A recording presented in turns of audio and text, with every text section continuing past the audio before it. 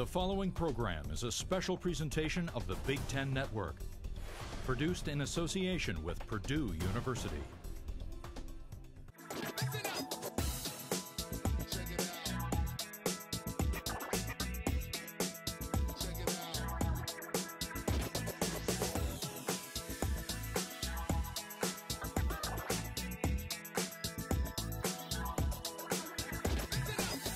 Welcome to another edition of Purdue Pride, the program featuring highlights of interesting people and events from the campus of Purdue University in West Lafayette, Indiana. In this third edition, you'll meet a new Purdue graduate who competed in the Beijing Paralympics. Learn about a Purdue camp for children of military families.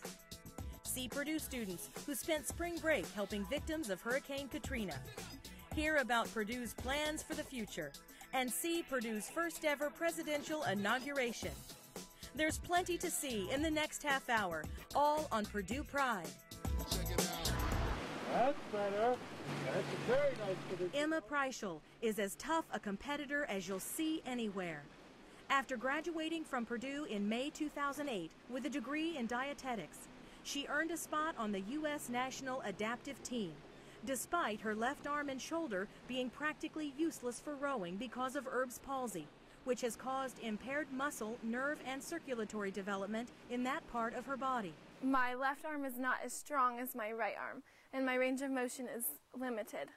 So my flexibility and strength is minimized in the left side. So my right arm is very dominant. Her event is the Legs, Trunk, Arms 4 class, which has 2 men and 2 women rowers, plus a coxswain. She's shown here training on the Wabash River near campus with some of her former teammates from the Purdue Crew Club. I think there's 5 total training camps throughout the summer. In between the camps, I train on my own with the help of my Purdue teammates, as well as the Indianapolis Rowing Center. I'll put together a boat and just get as much water time as possible. While rowing for Purdue Crew during her years as a student, she didn't complain about her disability. In fact, it took her coach a while to realize there even was a problem.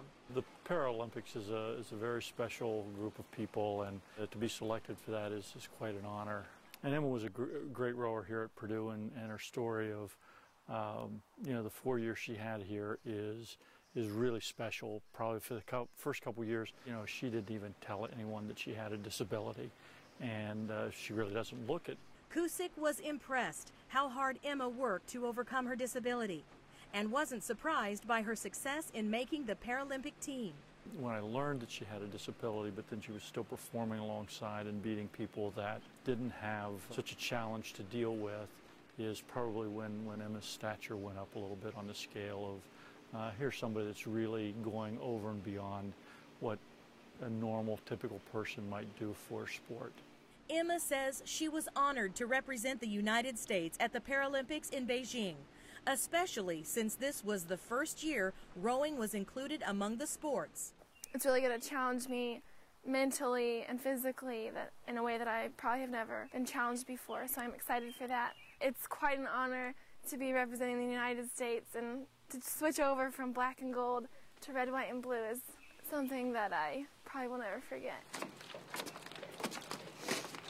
She trained hard for the September competition as one of 10 American rowers. No matter how the competition turned out, she knew it would be an experience she would treasure the rest of her life. Emma making the Paralympics team wasn't the only news from Purdue Crew in the first half of 2008. For the second year in a row, the Purdue men's varsity 8 boat competed in the Intercollegiate Rowing Association's National Championship Regatta in Camden, New Jersey, which included the top 24 teams in the country. Purdue's was one of only a few club programs invited. They're competing against not only other club programs, but also other intercollegiate programs.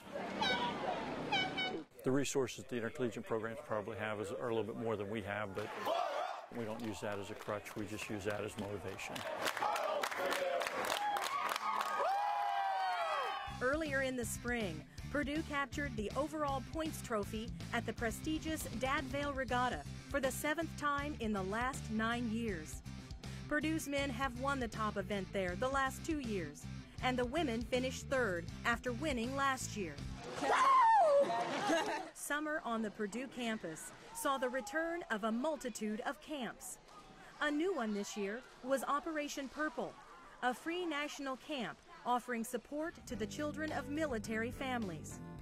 Shelley McDermott, director of Purdue's Military Family Research Institute, says it's important to have such a camp in Indiana, since most of the deployed soldiers come from reserve units or the National Guard, meaning their families don't have the support system from a military base. These camps were created several years ago by the National Military Family Association as a way to try to support kids of military parents, and it's grown from 1,000 kids at camp to 10,000 kids at camp throughout the United States. Oh, look at that.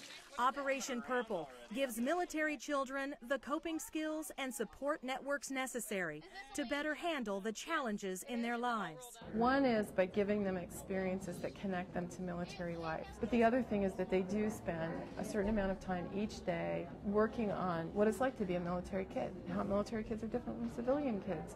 With his dad in Iraq, 14-year-old Damon Naum feels pressure from new chores and family dynamics. I'm trying to get my sisters to get along. That's hard. I can never do that. My dad, he's just got that whole in control thing. He's got command of the house. But when it's just me and my stepmom, it's pretty hard to keep the tension down. With her dad repeatedly transferred to posts around the world, 9-year-old Kellyanne Mast enjoyed the company of fellow military kids at the camp. It's really fun, actually. I made best friends with my roommates and 2 other girls. All the people are really open and fun. We're all making up nicknames for each other. This beats every camp I've been to by a long shot. Purdue's Military Family Research Institute worked with Purdue's Department of Health and Kinesiology and Purdue's ROTC programs to develop a camp that includes sports, crafts, military-themed field trips, and even ecology lessons. Any critters you want to keep need to go into this cup. I'd like them to know that people care about them and appreciate their service, to recognize that they're serving their country too, and that there are people who want to help and support them if they feel that they need it. This is Purdue's Ultimate Spring Break Challenge! Coming up in our next segment, Purdue students spend their spring break helping victims of Hurricane Katrina. This special presentation of the Big Ten Network is brought to you by Purdue University, preparing tomorrow's leaders for a changing world.